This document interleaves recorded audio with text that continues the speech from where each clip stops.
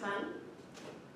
It's a name that was given to me, and the meaning for Elelwani in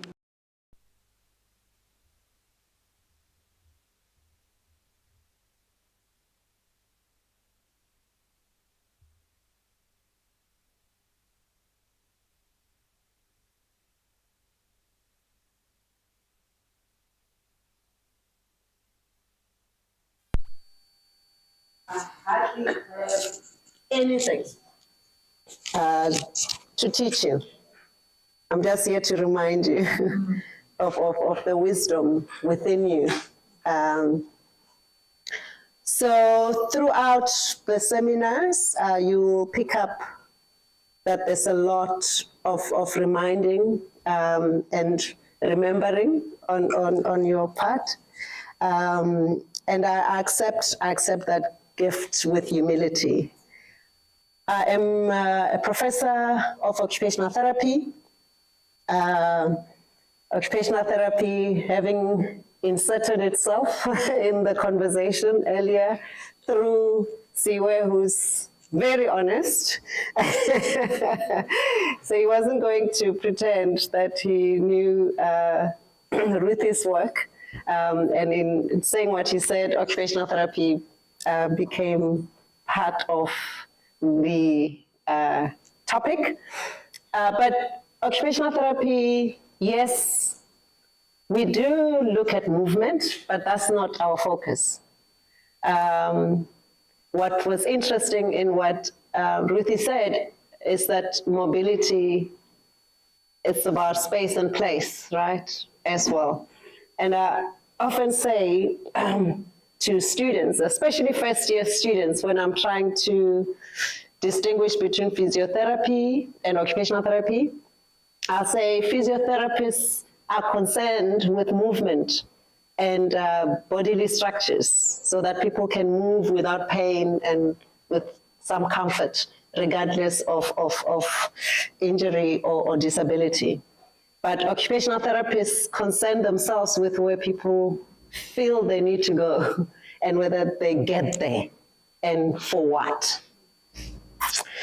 But generally, occupational therapy is concerned with what people do and implications for health and well-being.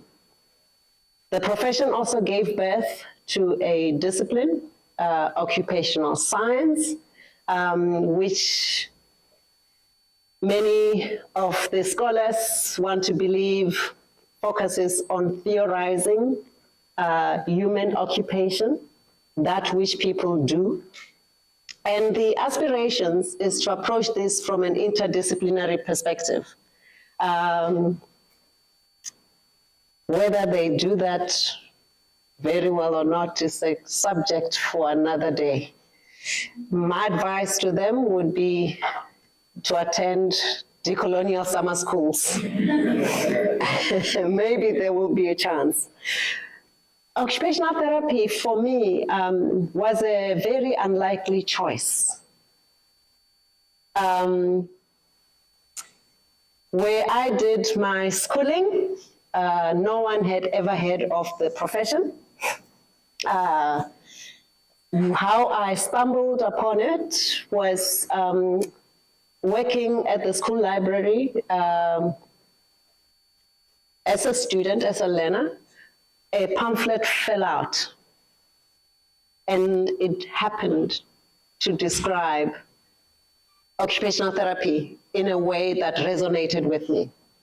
Until that point, given my grades, everyone had decided that I would do medicine. Occupational therapy felt like exactly what I needed to do. I was primed to find resonance in what was described in the pamphlet through what I had witnessed when I was in lower primary school. Trying to think of the equivalent in Americans' terminology, elementary school. Thank you, Mpo. You see, we know a lot about America. Wonder why. And the school happened to be neighbors with a hospital. And my understanding of hospitals is that people go there, and at that point, when they're ill and they need to be tended to, and maybe they have injuries, you know, disabilities. But I saw people who were moving about on hospital grounds. So the fence, you could see through it from the yard of our school. And I was young, probably was 13, 14, 15. From how they were walking, something clicked that they have a mental health conditions. And something else in my head said it's not them, it's society. We carry ancient wisdoms even at very young ages. When I read the pamphlet, I understood occupational therapy to be a profession that can work with people with mental health issues and without medication. So they don't prescribe medication, which really, really was what I wanted to do.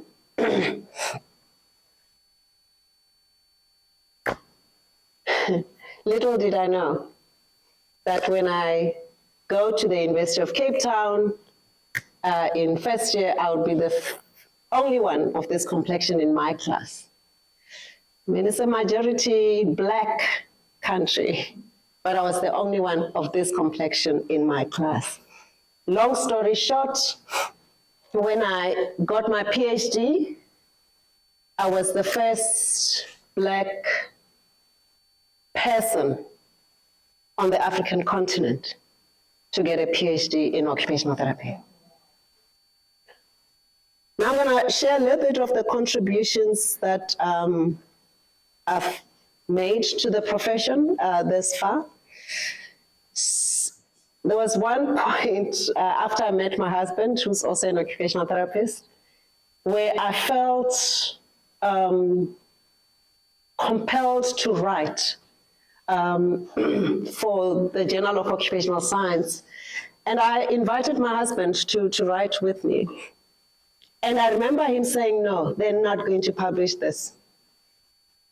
There's no way, they're not ready for this. And what is it that I was writing about? That human occupation is hardly individual. It's collective. So collective human occupation unpacked through Ubuntu was the contribution. And my husband kept saying, especially the American audience, all they will read in your paper is communism. I insisted, we got published, and it's one of the most cited papers in that journal.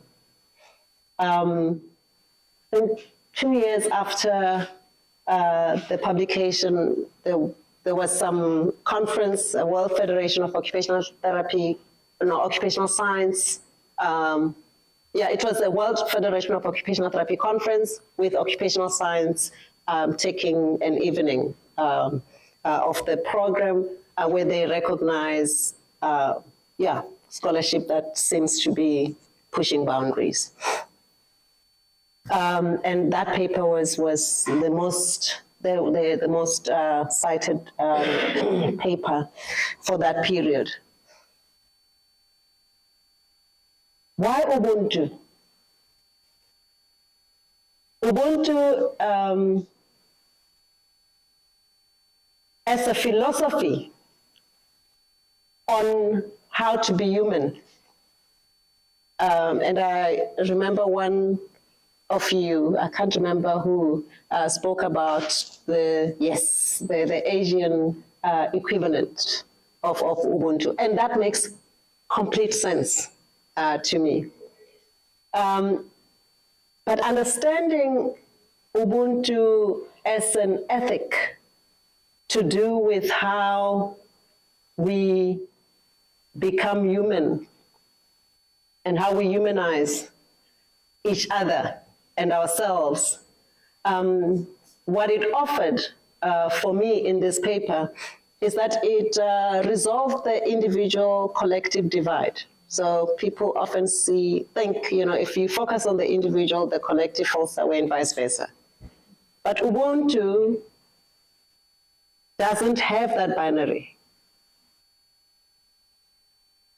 The individual and the collective need each other, and they carry the responsibility to humanize the other. And we assess collectives in relation to how the vulnerable among them are treated. So we as a collective can become less human. Individuals within us can become less human, or vice versa. It takes work.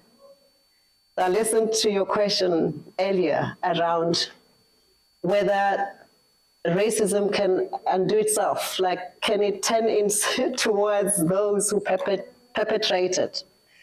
And Ubuntu gives that possibility, makes that. And I mean, I'm explaining Ubuntu here because there are many misconceptions of Ubuntu. Like many concepts, it's been co-opted many times. The neoliberal agenda, and sometimes, entrepreneurship, not what Ingrid is talking about, because I could pick up the nuance there.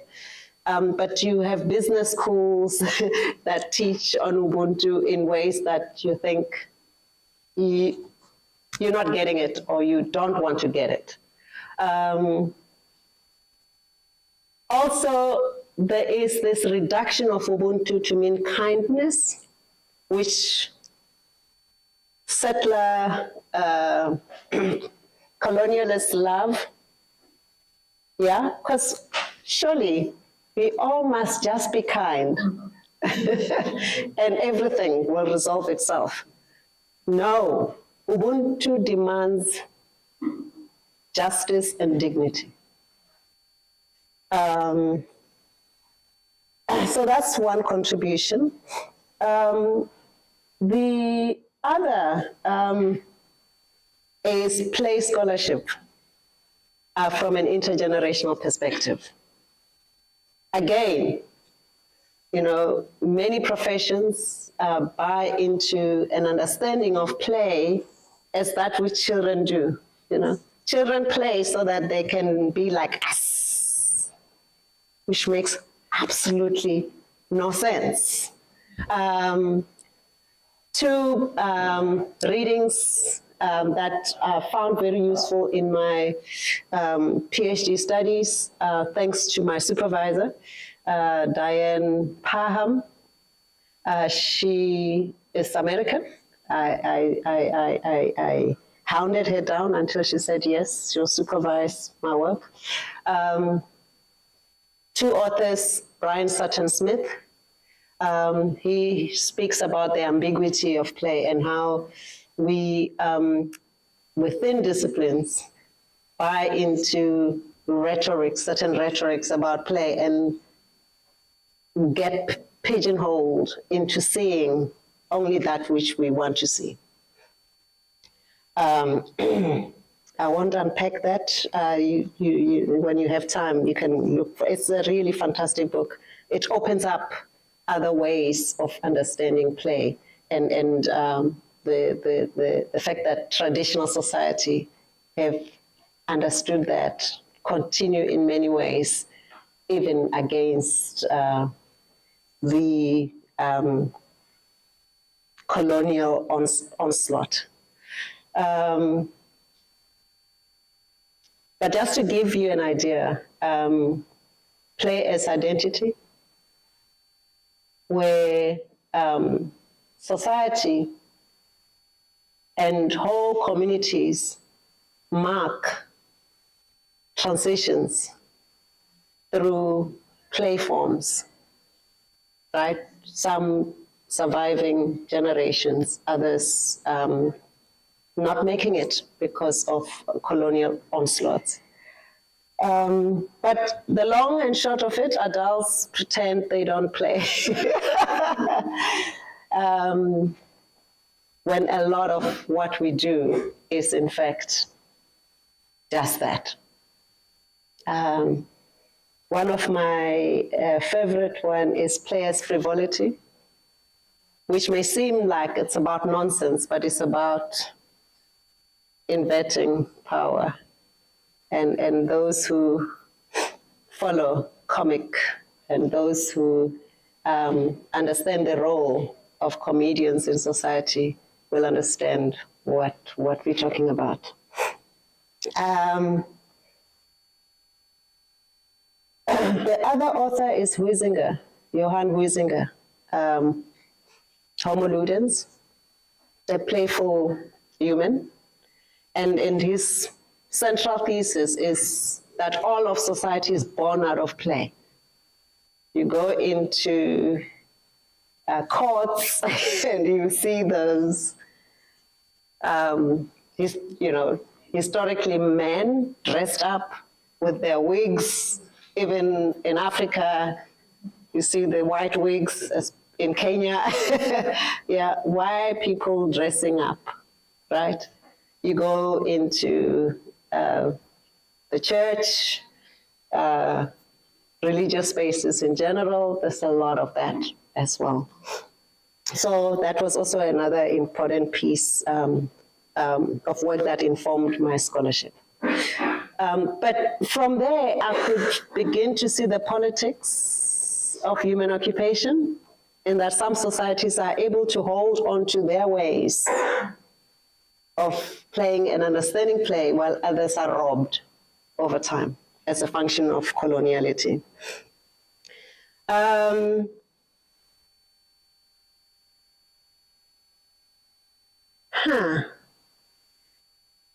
Going to the third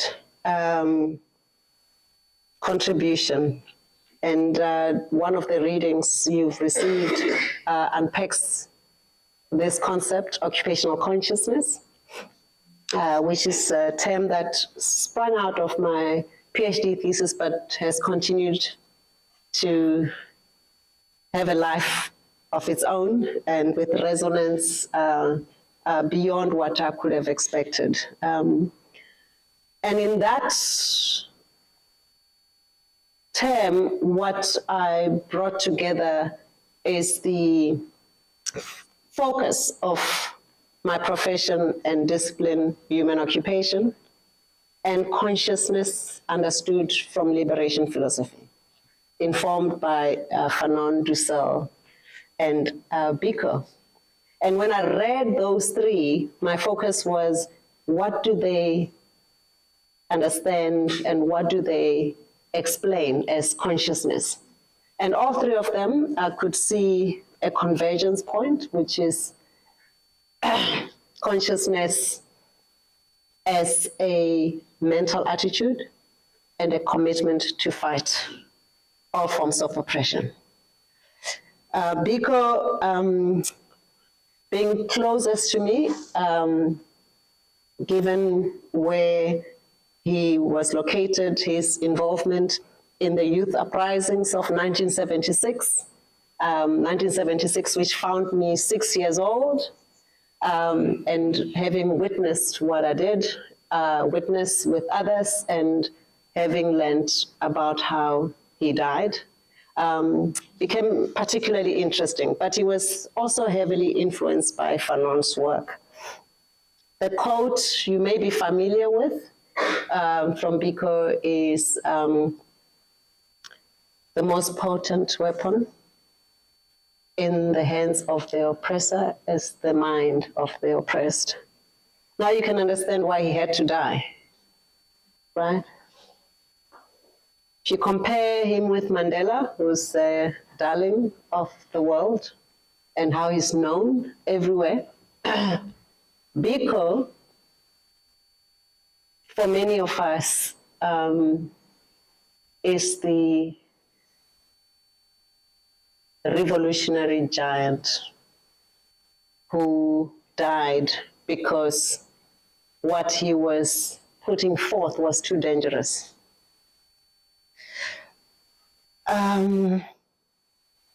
It's interesting in that, and said, and telling, that the one book that tells about how Biko died is very difficult to get.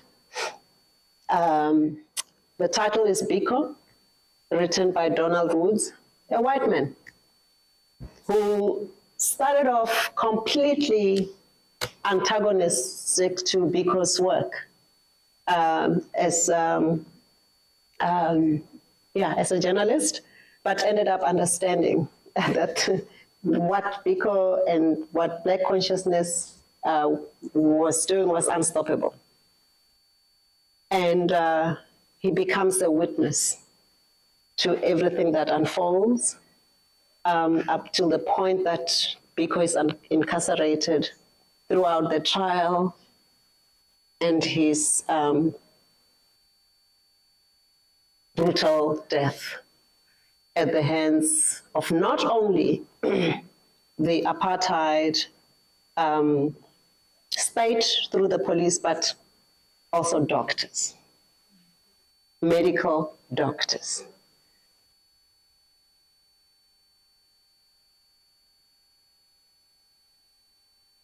So witnessing and documenting what you witness becomes very important in struggle. And there are many that will be able to document on our behalf if we can't document ourselves. But Steve Biko also wrote. He had Frank Talk as a pamphlet where he documented his thoughts, which has become very important and continues to inspire movements, particularly in South Africa. And then the human occupation aspect to occupational consciousness builds from the work on collective human occupation, where we come to this recognition that we are all occupied. Human beings, we are all occupied. Our personal and collective capacities and resources of time and energy are occupied. And when we step back and we ask ourselves, to what end are we occupied? It's the beginning of consciousness. So that took me straight to the definition that I put forth: occupational consciousness as an ongoing awareness of the dynamics of hegemony and how through what we do every day, we either perpetuate or disrupt dominant interests, and a recognition that there are implications for both personal and collective health. So boom, there it is. This tells you, I am sure you pick up, that health and well-being are both very personal and at a collective level, very political. Politics and health sciences, who would have thought? When we started writing with Frank, I was saying to Linda that I felt certainly like a unicorn. So I'm very, very pleased that there are so many of us in this room from health sciences and people who may not be from health sciences but with interest in health and particularly mental health. So the fragmentation of the knowledge project through the colonial university and the role of disciplines in doing that work, I'm sure it's clear to you. And this is where it becomes very, very important that in talking about decoloniality, we can also see value in decolonizing from within disciplines and the academy. I understand there are those who must leave. I just pray that you leave at the right time. Some of us must stick around for now. My current role at the University of Cape Town is that of Deputy Vice Chancellor. I started out as Deputy Vice Chancellor for Transformation, Student Affairs and Social Responsiveness. Now they've added more responsibility. I no longer only have to drive transformation, whatever they believe it is, and student affairs. They've also given me human resources. For a university with almost 30,000 students and 7,000 staff,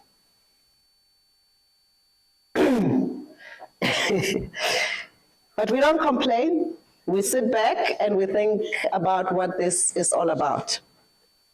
But here's the thing, I wouldn't even be a Deputy Vice Chancellor. Maybe I would not even have been promoted to full professor if it weren't for Rose Masfall.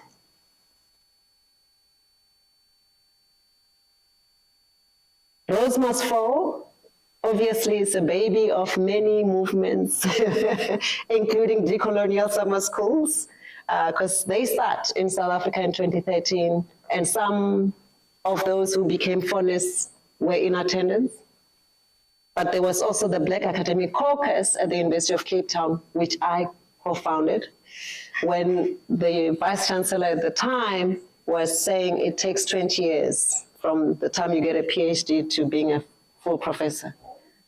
You know, the black swan, it didn't take us long to identify one dude who got his PhD, and like in 2 or 3 years, he was full professor without producing a single PhD. And we had to mobilize. And I mean, the first thing was we critiqued him in public. We had an opinion piece debunking this myth that he had created. And then Rose Masfall happens, the proverbial material hits the statue, literally. A powerful intervention by Tumani Makwele, because the statue had been there for decades, but bringing that excrement and having access to it, because ablution, again, is a way to remind people that they have more dignity. He tells us he hired a taxi to transport the material and to be paid the driver, and phew, right? So it's in your face. We have forgotten about what is out there in our communities. Rose Masfall had 3 pillars. 3 intellectual pillars in their movement, continue to have, because it hasn't disappeared, the work hasn't disappeared. Black consciousness, so Steve Biko, a very, very key inspiration. Black radical feminism and Pan-Africanism. But I think what is important is that the fallists write their own stories. And I'll get to that soon. I'm gonna quickly finish talking about myself. It's taken very long. And why I stay for now. I'll mention two things. So when I started, when I was appointed, the one thing that kept me awake at night was student suicidality. I mean, students dying by suicide. But how this was being understood by senior, I didn't complete the cycle. Why Rose Must Fall is important to how I became Deputy Vice Chancellor, is that at the point that Rose Must Fall was calling for decolonizing the academy, the Vice Chancellor at the time did not know how to respond, did not understand what they were asking for. So at some point where they were stuck, because now the whole world was looking. They've not bent anything. They've not thrown anybody with stones.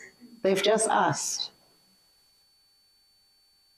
what would a decolonized academy look like? And you don't know what to do. So they looked around and began to track data on some of the work that we've been doing without visibility. And that's how my name came to the fore, to advise the Vice Chancellor on how to respond meaningfully. And I had agreed to do it for 1 year, and I'd said, if you still need advice after a year, then maybe you shouldn't be a Vice Chancellor.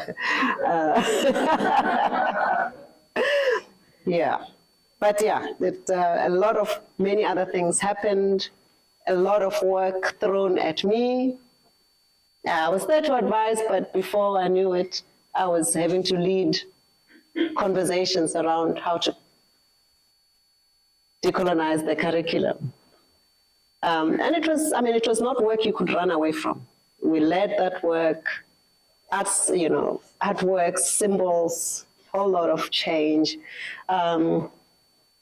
But then when there was a position for Deputy Vice Chancellor teaching, and at the time, there would be these adverts that are written as if indeed we are decolonizing. And then I get nominated by the Black Academic Caucus, I apply, but the position goes to someone else who had never even taught at the university at the time. So we take the university to court. Long story, I won't go into detail, but at some point the university realized this is, because the Constitutional Court had said we want to hear the case, because this is a national question, around employment equity. Yeah, of course, this is what was playing out, where we were pointing to how the university overlooked its own policies. So at some point they asked for a settlement, but at that point, another opportunity had opened up for this DVC, Transformation and Student Affairs and Social Responsiveness, and again, people were like, you have to. This is now or never. And then I did, and it was clear getting to the position. So as I'm coming in, I'm looking at priorities, and students' suicidality was the big one for me. Students can't die when they came on. They were saying this is where we come to die. Yes. And senior management at the time was saying, oh, this is a global phenomenon. So I'm like, if it's a global phenomenon, suicidality will not have a complexion.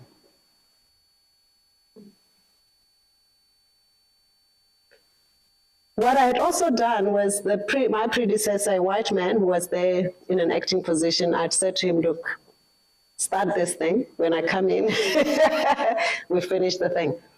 Let's do a proper case study on all the cases of suicide going back 7 years. And I trusted the Director for Student Wellness to lead that kind of research. And by the time the data emerged, it was clear. This happens at a convergence point, academic difficulties and financial difficulties. for someone who's talented. I mean, UCT is regarded the top university in Africa. Obviously, we attract some of the most talented, I mean, in academic terms, but then they fail. And they get indebted. And from where they come from, it's like, this is the end. So this is what happens. So that's when we're like, no, you're not sending students with financial difficulties and academic difficulties to student wellness. There's no pill for financial difficulty or academic difficulties. Academic difficulties need academic interventions. Financial difficulties need financial interventions. You can imagine how the deans felt. Some real haters, but there was no running away. And then the other thing that was very clear was the professoriate and how it was staying white and majority male. And no one wanted that data to be shared transparently. And I pushed for it to be presented at every Senate. Pathetic. You know, out of 273 full professors at the time, only 3. Black African, South African women, only 3. And all from the same faculty and 2 from the same department. Thanks to one man, black man, who had a particular way of supporting people. Everyone, actually supporting everyone. And I'm glad to say that since we started, we've improved that from 3 to 5. But the interesting thing is when you look at the scholarship of these 2 women, you're like, but why were they overlooked? I mean, there's one, Maliboho Mwebe. Her scholarship brings together dermatology and mechanical engineering. What's the focus? The coil, this hair, and the way it behaves. There are mechanics to this that did not exist in literature, and that's been her focus. And so she always says, it's got magical powers, because it does things that, you know, if it's wet, if it's hot, if it, you know, that could not be explained. And now she's got the thermodynamics to explain what happens. She had gotten published in science, in Nature. You know what that means. Some scientists will have more than one lifetime and still not be published in Nature. Okay. What I've held on to this, even as I'm doing this work, is supervising PhDs. And one that I want to highlight is, and I'm saying this because we have Rose Masfall that we spoke about and how they need to speak for themselves. The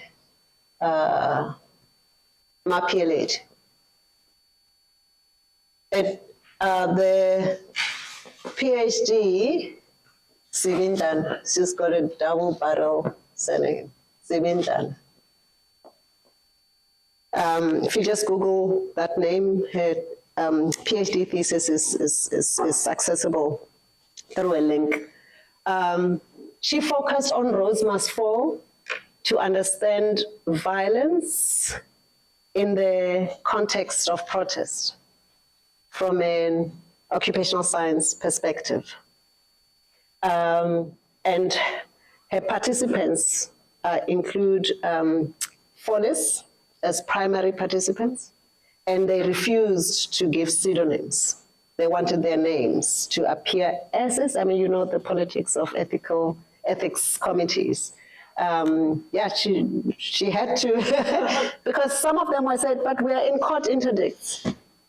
What are we protecting here? So they speak through their own voices around so-called violence in the context of protest in response to the other bigger forms of violence. The second PhD, I mean, there are many other PhDs in between, but I'm just sharing these, the ones with Rose Must Fall features. This is the latest.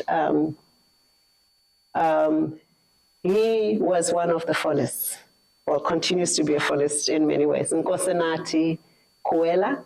So his PhD is not yet available, but we'll share the link when it becomes available. I'm citing him because of what he would do during protests. Not always listened to by the others, and in his PhD he continues that work. So he would say to them, you can't confront empire without protection. So what he would do is use sound, to get vibration in the body, and things will happen. And they will be ready to do what they need to do. And his PhD is on Ngoma consciousness, which is an ecology of healing traditions in many parts of Africa, and the role of sound and vibration for healing. Please let me know how much time I have, because I know that when you're talking, you lose track of time. How much time do I have still? 30? Okay, I think we'll be fine. Now I want to thank Sonia for the question you asked, and how does the idea of magic, things science cannot explain, make you feel in your stomach? So I said to her, I was breaking the ice because there was silence when she asked. Her, like, someone has to like raise their hand. So, and I knew not to elaborate. And thank you. I think it was you who said actually doesn't apply the queasiness in the stomach. So there's a reason why there's queasiness and excitement. So it's taken me long to decolonize my relationship with the Creator. And the excitement is because of the magic that plays out when I allow certain ways of communicating with the Creator. And at a time when I was going through hell, which was 2023, this thing of holding back and not sharing too early, I got into trouble for a social media post, which I prayed over. And the punishment came 5 years later. Yeah, a posting where I'd not mentioned anybody's name, no name of the institution. And the posting is simply, you're a line manager of 7. 3 resign, 2 fall ill, 1 of them dies, another 1 takes their life. How do you sleep at night? How do you justify that of the 7, the only one who stays strong is white? So the allegations are you are tweeting about this person, the one you lost out to when you didn't get the job. Yeah, people died under her line management. But does it mean I'm posting about her? But if that's the case, why are you focusing on me? So, yeah, I mean, it was huge. They like brought out the big guns to bring me down. And you can imagine going through disciplinary as a deputy vice chancellor. Never happened. First time ever in that university. And so during that time of tribulation, I was praying. I've decolonized my Jesus. I've decolonized my God, Ramon. So the Creator has a name in my language. It's Mwari, not gendered at all. It was lightning. Except as I prayed, it felt like, you know when a cat is growling and then you're stroking it and it starts purring? Yeah. When I said amen, the thunder and lightning stopped. And I knew. I mean, there was a lot in that prayer that needed to happen. And I knew. Yeah, so long story short, after the DC, the outcome is what they didn't expect. To a point where until today, they can't announce. I mean, I was in newspapers. My name was dragged. I'm not supposed to be there. There were people who were like, clear, she's gone. But the chair of the DC was like, and the report is like, can't do this. Prayer, but also what happened in solidarity. Again, a first. Can you imagine students putting together a petition? Hands off. I didn't, like sometimes you understand solidarity, you understand mobilization, but when it's done on your behalf for you, I mean, people who fasted in prayer,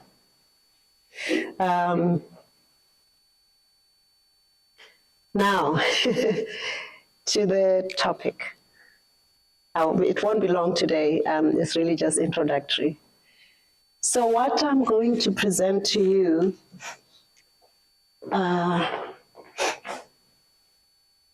what I'll be doing is outlining genocide at the point of colonial encounter. I will do so from a geopolitical, political and historicized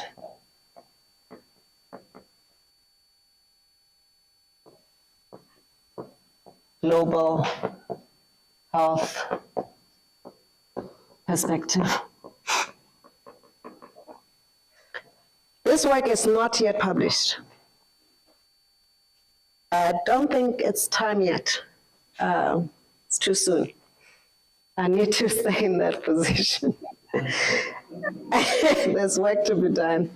And what I will offer are 5 propositions. The first is that genocide at the point of colonial encounter is not a once-off historical event, but an ongoing phenomenon as a function of coloniality. You get that, right? I told you. You know this stuff. Just asking and inviting you to remember. The second proposition is that given the global superior-inferior hierarchy along the line of the human, that is racist, capitalist, sexist, patriarchal, paternalistic, Christian-centric, and Western institutions that sustain this hierarchy. The genocide that ensues is selective. Given the global inferiority-superiority hierarchy along the line of the human that is sustained by the racist, capitalistic, sexist, patriarchal, paternalistic, Christian-centric, and Western-centric institutions, the genocide that ensues is selective. That's the second proposition. The third proposition is that the selective markers for genocide manifest through unmanageable population ill health. The unmanageable population ill health. Unmanageable chronic population ill health. That's 3. The 4th one is that chronic population ill health is unmanageable by design. Yeah, you can see it, right? And then the last one is diagnosis and treatment can be colonial tools for genocide. Yeah, as I move towards concluding, I will move very fast. So it's the first proposition, right? Which is genocide at the point of colonial encounter is not a once-off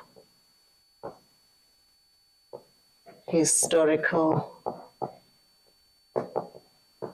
event, but an ongoing phenomenon as a function of coloniality. I'll see how far we can get to before we finish on that. And if we don't finish, if we run out of time, we can pick up tomorrow. So obviously, it matters what genocide means. And the person who coined the term genocide is Raphael Lemkin, a Jewish Polish lawyer during World War II, at the time of the German occupation of the broader Europe. And in that expansion, there's a particular treatment for Eastern Europeans, the Polish, the Russians, the Slovenians, but also Jewish people. I mean, how ironic, right? Where the thinking is that those are not German, they're not worthy enough to be Germanized. What matters, especially for Eastern Europeans, is their soil. So their soil alone, which it is their soil alone that which can and profitably Germanized. Always has to do with land.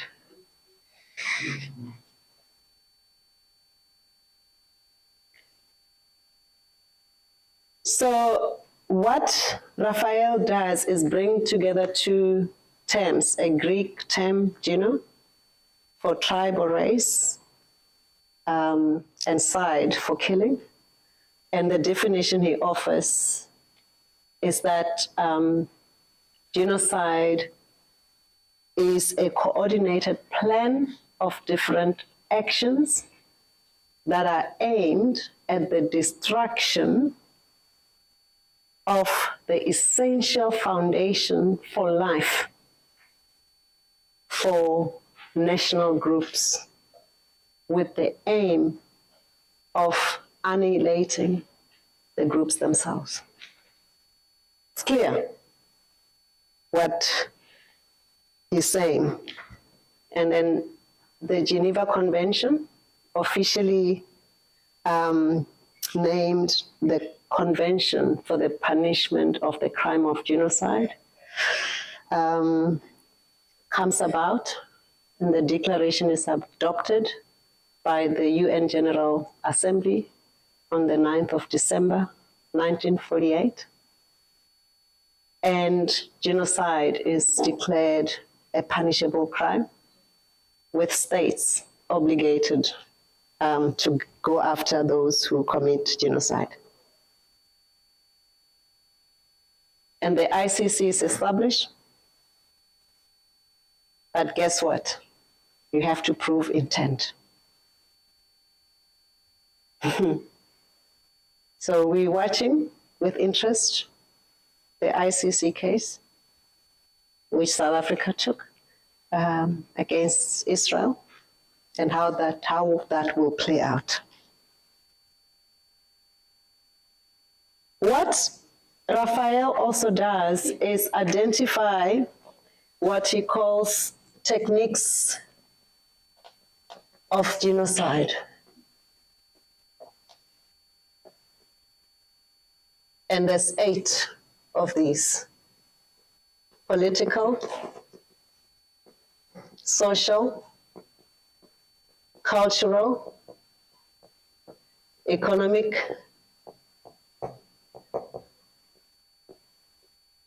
biological, physical, religious, and moral. And political involves the obliteration of self-governance and the changing of names. Names of people, names of places. Social,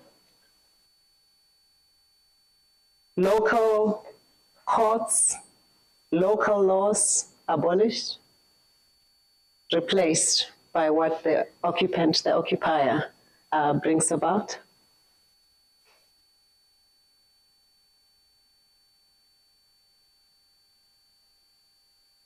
Those who are seen as contributing to national resources and symbols become the enemy. So the intelligentsia, spiritual leaders, are targeted by the occupying force to destroy the social fiber of those who are occupied. Interestingly, young people are kept away from liberal arts. Isn't that interesting? Yes. They are pushed into studying trade.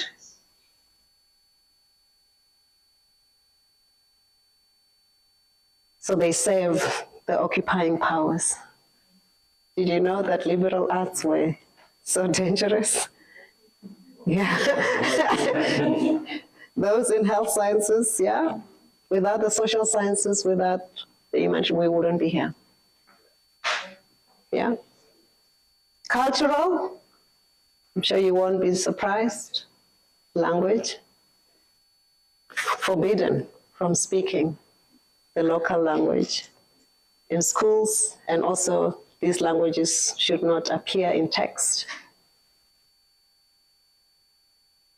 Cultural practitioners have to be licensed, otherwise they can't practice. What's very interesting is the economic techniques. There's about 7 of them. I don't know if I'll remember all of them, but I'll try. 7. Look at this.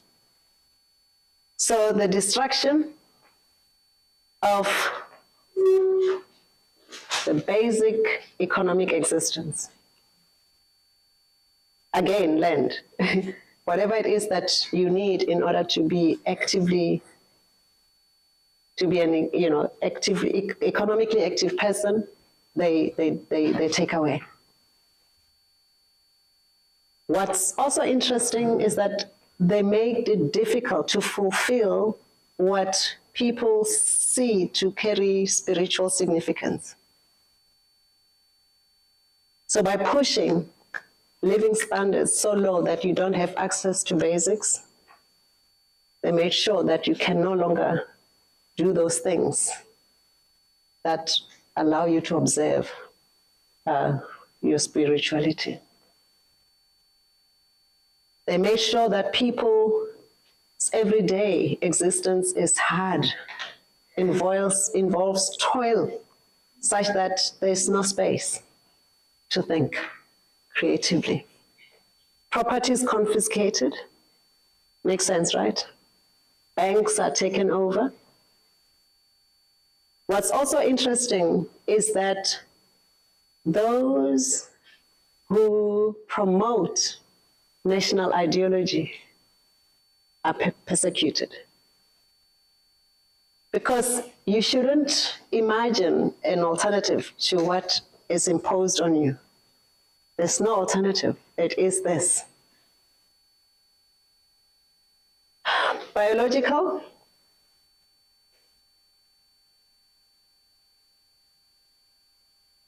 Active. I struggle to say this because, that it even happens, but maybe not only then, but continues in some ways. I have to be very careful here because it gets to that dangerous space. But again, this is Lemkin speaking. This is what he witnessed, is that depopulation is actively pursued. Depopulation is actively pursued. Families are broken apart to separate. Well, I know I'm using binary terms here, but that's what Lemkin writes about. Men have to work far, making it difficult, obviously, to raise families. Adults are deliberately undernourished so that birth rates plummet. And then with the physical, there's mass starvation. Health is deliberately endangered. Overcrowding is imposed. But people are also forbidden from going out to parks. So what they're doing here is limiting people's access to fresh air. There's also massive killings. Religious involves conversion of young people away from the beliefs of their family, because they know once they've recruited these young people, they turn against their own families. The last one, moral, has to do with moral debasement by introducing desires that were not there before. So access to pornographic material and constant entertainment, addiction. So access to alcohol made cheaper, proximity to alcohol, people no longer receiving wages, but alcohol as wage, and gambling.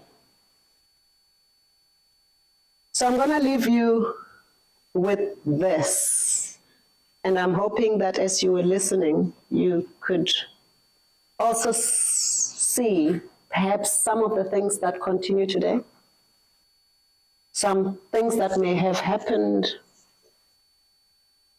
to your ancestors.